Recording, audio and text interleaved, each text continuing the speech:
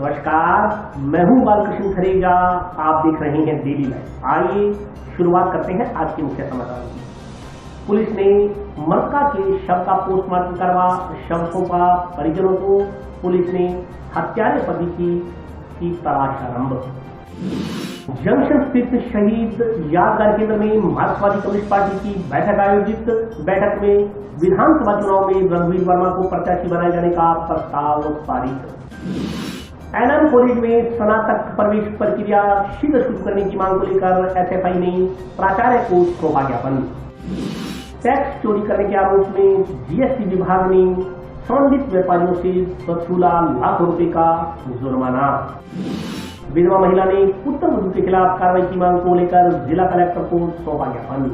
और अब समाचार विस्तार से। जंक्शन पुलिस ने मृतका के शव का पोस्टमार्टम करवा, शव परिजनों को सौंप दिया है। साथ ही हत्यारे पति की तलाश आरंभ कर दी है।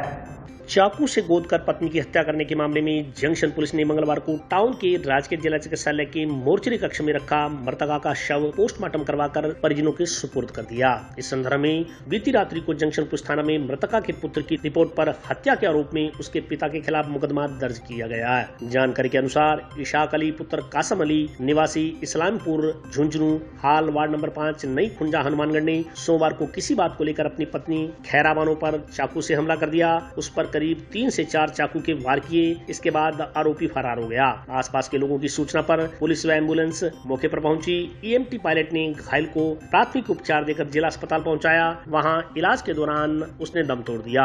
वारदात को अंजाम देने के बाद आरोपी पति फरार हो गया। पुलिस उसकी तलाश में जुटी है। इस संदर्भ में मृतका के पुत्र रियासत अली की रिपोर्ट पर पुलिस ने मुकदमा दर्ज कर जाँच शुरू की है। मामले की जाँच थाना प्रभारी नरेश गहरा कर रहे हैं। यहाँ पे सर मैं तो है ही नहीं था घर पे, तो मम्मी उधर से आई थी। यहाँ आके कोई बातचीत बोली है, हाथापाई करी, उसने मारने लग गया। मेरे से तो बोल चाल है ही नहीं इसकी। मैं उधर अलग घर से रहता हूँ, ये अलग कमरे में रहता है। यही छोटे भाई ने बैठा रखा है अपने, कोई बोल लेना देना कुछ नहीं इसके। आके मारने लग गए। मेरे को फोन करा किसी ने, तो माँ छुरी मारी, काचू मारे 2-3 जगह। मैं देखा ही नहीं, पहले ही चल गए मेरे से हॉस्पिटल। साखा माता का नाम है खैर निशा। हाँ पुलिस ने 5-5 पहले हुआ है लड़ाई झगड़ा। कोई खर्चे का केस दे रहा है, खर्चा दे रहा है, कोई लेना देना नहीं हमारा। यहाँ भाई ने बैठा रखा, हम अलग रहते हैं, ये यहाँ रहता है, कोई दिक्कत नहीं। छोटा भाई पकड़ा हुआ है, तो वो बच्चों का देखने आ जाती है पूछने, तो ये इसको अच्छा नहीं लगता, ये बोलता है। फिर मेरे को भी बोलता है, मैं तो आता ही नहीं यहाँ। झगड़ा तो ये कोई किक्कर गिरा है अंधेर से, उसके बाद से बोला होगा तो के खाली बैठा है यहाँ, ये किक्कर साइड में कर दे, तो इसने करा नहीं, मारने लगा। वो मुझसे खां को पता ही है, वो चक्कू मारे हैं, छुरी है, 2-3 जगह मारी है। ये कल शाम को वार्ड नंबर 5 नई खुंजा में पति द्वारा पत्नी को चाकू मारकर हत्या करने संबंधी मुकदमा जो दर्ज हुआ है, उसके घटनास्थल का निरीक्षण किया गया। एफएसएल टीम और एमओवी टीम द्वारा मौके पर आकर जो पूरा साक्ष्य जुटाए जा रहे हैं, और उसी के लिए हम लोग आए हैं। हाँ, अब ये अनुसंधान चल रहा है, उसके बाद जो आगे कार्रवाई। एनएम पुलिस ने स्नातक की प्रवेश प्रक्रिया शीघ्र आरंभ करने की मांग को लेकर एसएफआई ने आज प्राचार्य को ज्ञापन सौंपा। स्नातक प्रवेश प्रक्रिया शीघ्र शुरू करने की मांग के संदर्भ में स्टूडेंट फेडरेशन ऑफ इंडिया के तहसील कमेटी कार्यकर्ताओं ने मंगलवार को टाउन के राजकीय नेहरू मेमोरियल स्नातकोत्तर महाविद्यालय के प्राचार्य के माध्यम से आयुक्तालय को ज्ञापन भेजा। इस मौके पर छात्र प्रतिनिधि यश चिलाना ने कहा कि पिछले 2-3 वर्षों से कोरोना काल की वजह से स्नातक प्रथम वर्ष की प्रवेश प्रक्रिया देरी से शुरू हो रही है। इससे महाविद्यालय में छात्र छात्राओं को सत्र की पढ़ाई पूरी करने का समय नहीं मिल पाता। इससे परीक्षाएं प्रभावित हो रही है। इस वर्ष कक्षा 12वीं के आरबीएसई और सीबीएसई बोर्डों के परीक्षा परिणाम जारी हुए काफी दिन हो गए हैं। छात्र छात्राएं स्नातक प्रवेश प्रक्रिया शुरू होने के इंतजार में हैं। इसलिए आयुक्तालय को ज्ञापन भेजा गया है ताकि शीघ्र प्रवेश प्रक्रिया शुरू हो सके। उन्होंने कहा कि कक्षा 12वीं उत्तीर्ण करने वाले छात्र छात्राएं जो राजकीय महाविद्यालय में प्रवेश के इच्छुक हैं, वे दस्तावेज संबंधी समस्या सहित अन्य जानकारी के लिए कार्यकर्ताओं से संपर्क कर सकते हैं। इस मौके पर छात्र संघ सचिव कुलदीप कारवा, तहसील महासचिव मोहित कुमार, गुरदास सिंह, सोनू कुक्कड़, देवांश अरोड़ा, विल शर्मा, अल्ताफ नागरा, संदीप सूडा, अमन कुक्कड़, अंश जुनेजा, समीर नागपाल, राहुल जिनागल, यश कश्यप, सुरेंद्र गांधी, पीयूष, अतुल, जतिन शर्मा, अभिषेक, चिराग सेन, असीम सचदेवा सहित अन्य छात्र मौजूद रहे। सीबीएसई और आरबीएसई का 12th का रिजल्ट जैसे आ चुका है और फर्स्ट ईयर में प्रवेश की प्रक्रिया अभी तक चालू नहीं हुई है। तो हमारी एसएफआई की मांग है आयुक्त से कि जल्द से जल्द फर्स्ट ईयर की एडमिशन की प्रक्रिया को चालू करें। आज स्टूडेंट फेडरेशन ऑफ इंडिया छात्र संगठन एसएफआई द्वारा राजकीय महाविद्यालय की प्रवेश प्रक्रिया, जो कि आयुक्तालय से भी तिथि आई नहीं है, विद्यार्थी जो 12वीं कक्षा का राजस्थान का सीबीएसई और आरबीएसई बोर्ड का रिजल्ट जारी हो चुका है, इसलिए विद्यार्थी एडमिशन लेने के लिए दर दर की ठोकरें खा रहा है। लेकिन आयुक्तालय अभी भी मीटिंगों में व्यस्त है, जबकि ये काम पहले कर लेना चाहिए था। इसलिए लगातार पिछले 2-3 वर्ष से, जब से कोरोना वायरस आया है, 2-3 वर्ष से पिछले जो फर्स्ट ईयर के विद्यार्थी है उनका सेशन लेट होता जा रहा है, जिससे उनकी पढ़ाई पर प्रभाव पड़ता जा रहा है। इसलिए हमारी मांग है कि जल्द से जल्द विद्यार्थी की मांग को देखते हुए आप एडमिशन प्रक्रिया शुरू कीजिए, ताकि एडमिशन प्रक्रिया के लिए और डॉक्यूमेंट के लिए विद्यार्थी को समय मिल सके। और हम विद्यार्थियों से कहना चाहते हैं कि जो भी विद्यार्थी जिन्होंने 12वीं कक्षा उत्तीर्ण की है, उन सबको सर्वप्रथम हार्दिक बधाई। और हम कहना चाहते हैं कि आप जो राजकीय महाविद्यालय प्रवेश लेने के लिए आपके जो डॉक्यूमेंट है, वो आप हमारे सोशल मीडिया पेज पर एसएफआई के नाम से जो भी पेज है उनको फॉलो करें। और ज्यादा जानकारी के लिए हमसे आप संपर्क कर सकते हैं, एसएफआई कार्यालय मिल सकते हैं, कॉलेज में मिल सकते हैं। इसलिए आप सभी और आयुक्तालय से हमारी ये मांग है, जल्द से जल्द ये तिथि घोषित कर प्रवेश प्रक्रिया शुरू कीजिए। जीएसटी विभाग ने कर चोरी करने के आरोप में कुछ व्यापारियों के खिलाफ कार्रवाई करते हुए लाखों रुपए का जुर्माना वसूल किया। जीएसटी विभाग ने कूट रचित दस्तावेज तैयार कर जीएसटी की चोरी कर विभाग को राजस्व हानि पहुंचाने के आरोप में 2 टोला मालिकों के खिलाफ लाखों रुपए के चालान काटने की कार्रवाई की है। इस संदर्भ में जानकारी देते हुए जीएसटी विभाग के अधिकारी रवि कुमार दादीच ने बताया कि समय समय पर विभाग द्वारा इस प्रकार के अभियान चलाए जाते हैं। इसके अलावा विभाग द्वारा सूचना मिलने पर भी राजस्व को हानि पहुंचाने वाले व्यापारियों के खिलाफ कार्रवाई की जाती है। उन्होंने बताया कि गत दिवस विभाग द्वारा टाउन स्थित टीबी रोड पर एक ट्रोले को रोककर उसकी तलाशी ली गई, तो ट्रोले में सरसों की खल होना पाया गया। इस दौरान जब कागजात की चेकिंग की गई तो उसको छदम पाया गया। इस पर विभाग ने अलवर से श्रीगंगानगर आ रहे इस ट्रक के चालक के खिलाफ कार्रवाई की। इस दौरान उत्तर प्रदेश से हनुमानगढ़ कोयला लेकर आ रहे एक ट्रोले के खिलाफ भी कार्रवाई की गई। कागजात का निरीक्षण करने के दौरान पाया गया कि कागजात कूट रचित तैयार किए गए हैं। इस पर विभाग द्वारा 70,000 रुपए का जुर्माना लगाया गया। उन्होंने चेतावनी दी कि भविष्य में भी यदि इस प्रकार की कर चोरी करने के मामले सामने आए तो विभाग सख्त कार्रवाई करेगा। ट्रोले में एक्चुअली ये अलवर से लाया गया है गंगानगर के लिए परिवर्तित होना। इसमें सरसों की खल पाई गई है, जो अलवर से श्री गंगानगर के लिए परिवर्तित होना पाई गई। और जब इसको रोक करके चेक किया गया टीबी रोड पर, तो ये लगभग जो दस्तावेज थे वो कूट रचित प्रतीत हुए। जब इनकी जांच की गई तो ये सही पाए गए और अब इसमें पेनल्टी वसूली की कार्रवाई जो है वो बैंक द्वारा की जा रही है। उसमें अच्छी पेनल्टी आने की संभावना है। इसके अतिरिक्त एक और अन्य ट्रोला भी है, जिसमें उत्तर प्रदेश से हनुमानगढ़ के लिए लकड़ी के गोले जो है वो परिवर्तित होना बिना विधिक दस्तावेजों के पाए गए, और जिसमें लगभग पेनल्टी वसूली की कार्रवाई लगभग पूरी कर ली गई है और 72,000 रुपये पेनल्टी जो है वो लगा दी गई है और माल मालिक द्वारा इसे स्वीकार कर लिया गया है। और भविष्य में भी इस प्रकार की जो कार्रवाइयाँ हैं, जो कर प्रवंचना करने वाले जो लोग हैं, उनकी समय समय पर विभाग द्वारा जारी रहेगी। खास समय समय पर जब भी विभाग को इस प्रकार की कोई सूचना मिलती है तो जो डिपार्टमेंट है वो प्रयोएक्टिव होकर उस पर कार्रवाई करता है। और पहले भी कार्रवाइयाँ की गई हैं, जैसा कि आपको ज्ञात है, और आगे भी अगर इस प्रकार की कोई सूचना मिलती है और कोई भी व्यक्ति इस प्रकार की गतिविधि में संलिप्त पाया जाता है, जो अवैध दस्तावेजों के या बिना दस्तावेजों के कोई माल परिवर्तित करता है और राजस्व को हानि पहुंचाता है, तो निश्चित रूप से उसके अनुसार उसके खिलाफ जो है वो जीएसटी एक्ट के नियमों के अनुसार जो है वो कार्रवाई अमल में लाई जाएगी। सजा का प्रावधान जीएसटी में जो है वो लगभग 1 करोड़ से ऊपर का अगर वो टैक्स की चोरी करता है तो उसमें सजा का प्रावधान भी है। और इसके अलावा जो है वो पेनल्टी की कार्रवाई समय समय पर विभाग द्वारा की जाती है। और अभी वक्त ब्रेक का हाजिर होता हूँ छोटे से ब्रेक के बाद।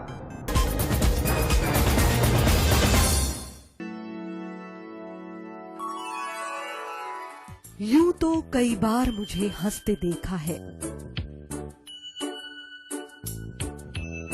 पर ये हंसी कुछ और है।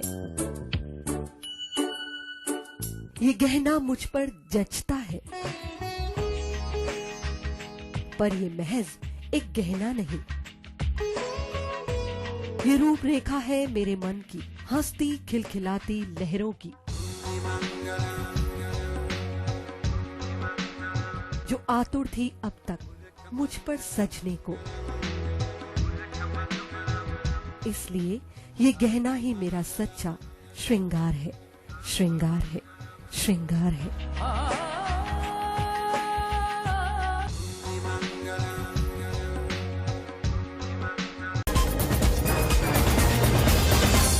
ब्रेक के बाद स्वागत है।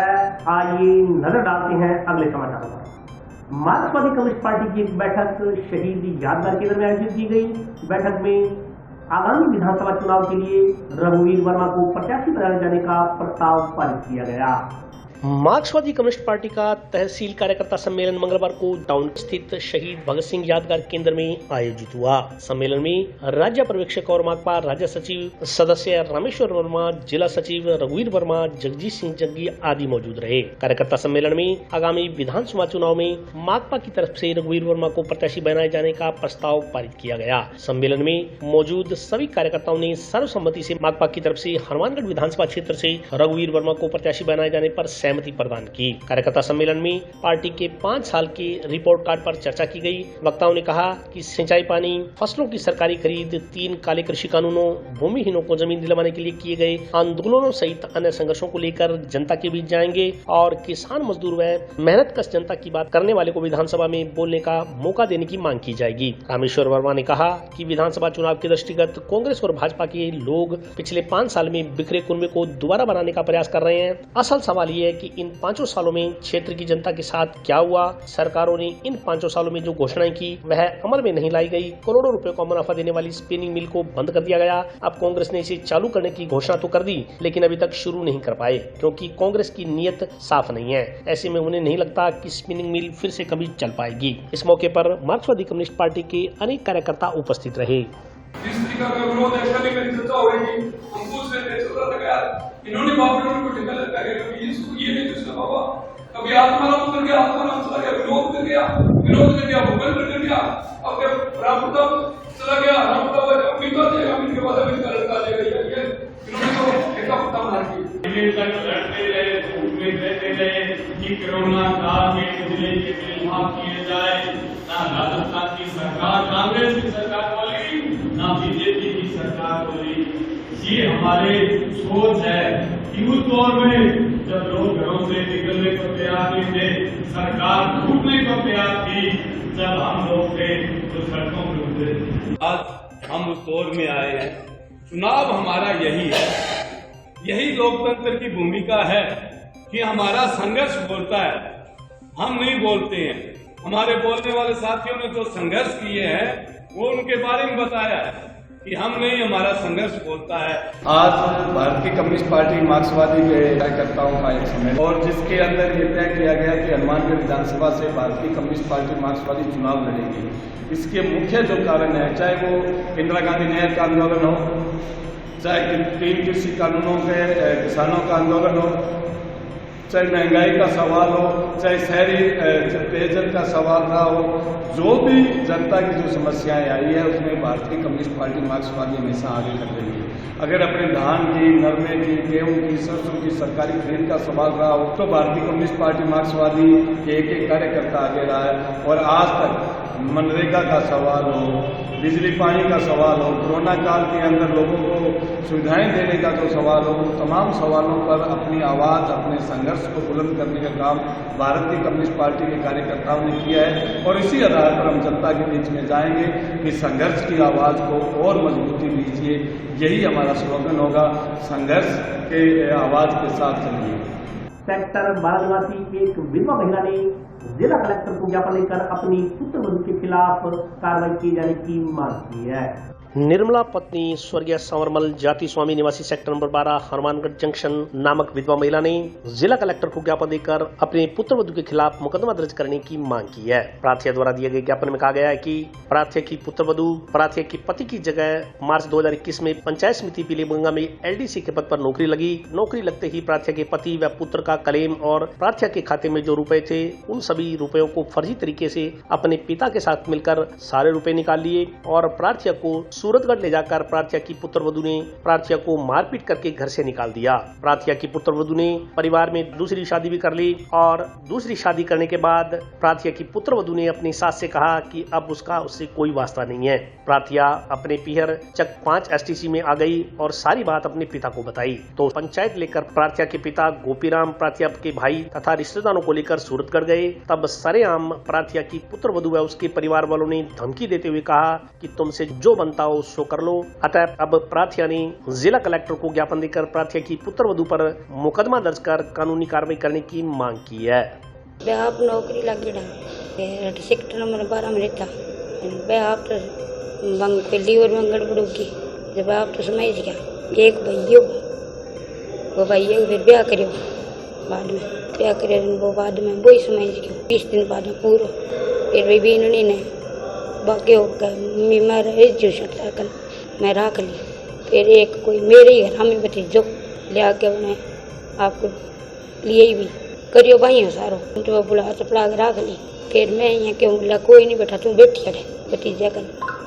फिर नौकरी लाग गई भी मेरे लिए बेटा नौकरी लाग गई। फिर मैंने क्या मम्मी अब तू मैं 14 महीने क्या भाई आंगन बैठी हूँ काट दी मैं बटो अट्ठा प्रॉपर्टी नहीं देखा तो 2 घर विकास का पापा बोल दोनों बेच के वापस कर दास है दोनों सूरतगढ़ ले लियो घर मैंने क्या पीली मुँगा रहना था। मैं गई अगर मुझे बेटा पीली मुँगा था ही कौन है मम्मी सूरतगढ़ ले लियो मुझे बेटा मैंने बता सकता था था ये बोला हो मम्मी बताना कौन था आपके पीर में लेके हाँ चले किसी बेटी अब मन 14 महीना क्या भाई आंगन बैठी दाल दूध से दौड़ दिया करवाए वो तो की कौन मान तो की कौन क्यों मन के 2 रुपया पे दे गया उसी बस इतो के घेरा काट अब भाई के तक नहीं रखा मन ना तो घर है ना जमीन है ना कोई और की मन तो न्याय चाहिए एक बार मेरा आदमी नौकरी मिल सी तो मिल जी सी नहीं तो मैं तो भी नटानी चाहूँ हाल बस और कोई विकलांग जाता नौकरी पहले बेटो लग गयो बेटा की जगह वहाँ लग गई मन के मम्मी रोटी देसी पूरी जिंदगी छोड़ के मेरी रोटी को खान दी मेरा आदमी का 2 रुपया तो ही को खान दी। फिर मैं तो बोली डोली हूँ फिर क्या मम्मी चेक पर साइन मन था ही कौन साइन किया हुआ है फिर बन सिखा अगर वो साइन करा लियो अम्मी का चेक किया हुआ मैं तो बोली लुगाई हूँ अंगूठा साफ करूँ। सेक्टर नंबर 12 में रहता अगर पति एक्सपायर हो गया पंचायती राज विभाग में नौकरी करता तो बाकी जगह वो पुत्र लाग गयो। पुत्र की शादी होने के 20 दिन बाद में सड़क दुर्घटना में ससुराल वालों के साथ में मौत हो गई। पुत्र वधू नौकरी लाग गई। नौकरी लाने के बाद में परिवार में इनके परिवार में कोई लड़के से शादी कर ली कोई किस प्रकार से उन्होंने किया है गोदनामा लिखा रखा है। गोदनामा लिखा के पंचायत समिति पीड़िया में LDC कार्य करते पद पर नौकरी लाग गई। वह नौकरी लागने के बाद में अन्न बुला के 2 घर आगा हनुमानगढ़ में दोनों कोठी बेच के और जितो भी क्लेम हो पति को पुत्र को वो सारों कढ़ा के खातों को एकदम साफ कर दियो और अन्न मारपीट के घरों निकाल दिया। मैं लोग पंचायती करने के लिए गया अगर परिवार का अगर पिताजी अगर भाई तो सरेआम धमकी दे के निकाल दी कि मैं पगू ताड़ो जड़ दिया थारों आता हूँ कौन खुला है। परिवार ने बोले मैं पगू ताड़ो लगा दिया तो आता हूँ कौन खुला है। अन्य रोटियां के लिए दर ठोकर खान लग रही है इको कोई दनी को नहीं पुत्र मृत्यु होगी घर संपत्ति सारी बेच के होगा। हम तो ये चाहते हैं कि इसको इसका घर दिलाया जाए और इसको रोटी की जगह बैठने के लिए मिले। हमारे परिवार की सोच ही है। आज कलेक्टर महोदय से मिलने के लिए आए। राजगीर जिला चिकित्सालय के नजदीक संचालित संत सज्जन ट्रस्ट को आज दानदाताओं ने खाद्य सामग्री भेंट की।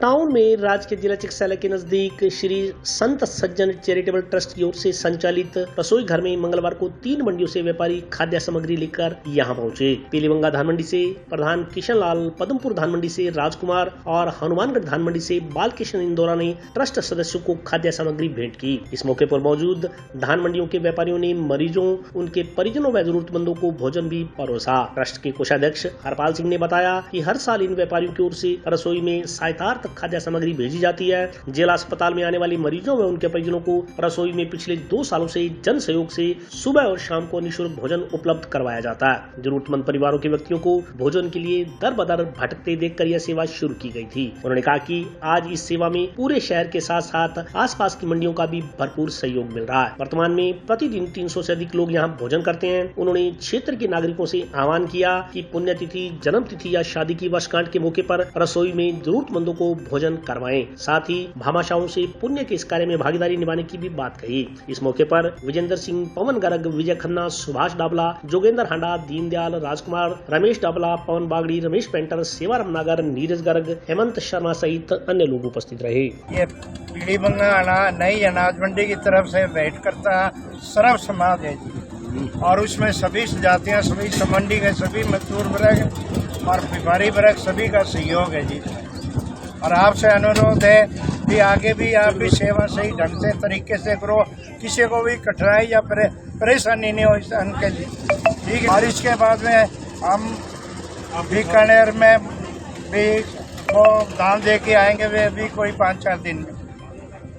तो 5 रुपये में अपने कैंटीन में सेवा करते हैं, रोटी देते हैं, उनको दे के आए, पिछले साल भी दे के आए, आपको भी दिया था। चैरिटेबल की तरफ से पीली बंगा से सभी महानुभावों का, आयों का हार्दिक स्वागत है। इन्होंने जो खाद्य सामग्री दी है उसके लिए हमारे सबकी तरफ से, ट्रस्ट की तरफ से बहुत बहुत हम आभारी हैं और हमेशा इस तरह से हमें सहयोग करते रहें, हमें मार्गदर्शन करते रहें और एक दूसरे का साथ सहयोग मिलता रहे, सबका साथ सबका विकास चलता रहे। बहुत ही अच्छा लगा।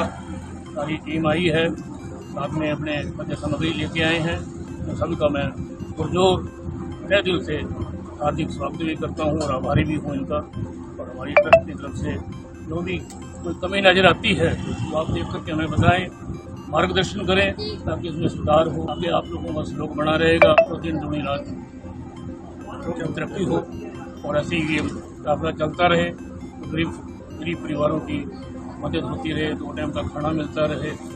यही मनोकामना है और यही हमारे ट्रस्ट की इच्छा है कि कोई भी गरीब परिवार यहाँ से खाना जाए, खाना खाते एक बल या तो पानी मिलता रहे। ये सबसे बड़ी सेवा का नींव है, सभी का साथ, सभी का विकास। और आज के लिए बस इतना ही। कल फिर हाजिर होता हूँ नए समाचारों के साथ, तब तक के लिए नमस्कार।